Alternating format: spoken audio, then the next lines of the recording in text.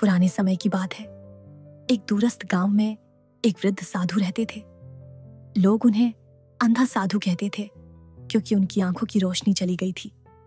परंतु गांव के बुजुर्ग कहते थे, इस साधु को संसार नहीं दिखता, पर भीतर की दृष्टि सबसे तेज है। हर सुबह साधु अपनी लाठी के सहारे जंगल की ओर ध्यान करने निकलते थे। रास्ते में लोग आश्चर्य करते थे, कैसे यह अंधा साधु निर्भय होकर चलता है।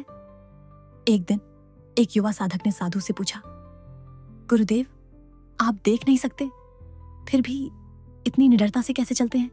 साधु मुस्कुराए और बोले, बेटा, बाहर की आंखें तो मैंने खो दी हैं, पर भीतर की आंख खुल गई है।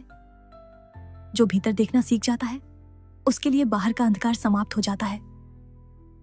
युवा साधक ने विनम्र होकर कहा, क्या आप मुझे भी वह दृष्टि दे सकते हैं? साधु बोले, दृष्टि दी नहीं जाती, अर्जित की जाती है।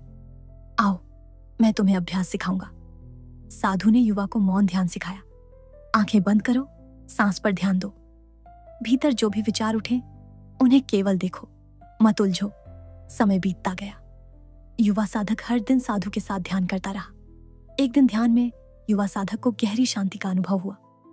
मन एकदम शांत, जैसे भीतर एक दीपक जल उठा हो। वह साधु के पास गया और कहा, गुरुदेव, अब समझ में आया, बाहर की आंखें सीमित हैं, पर भीतर का प्रकाश असीम है।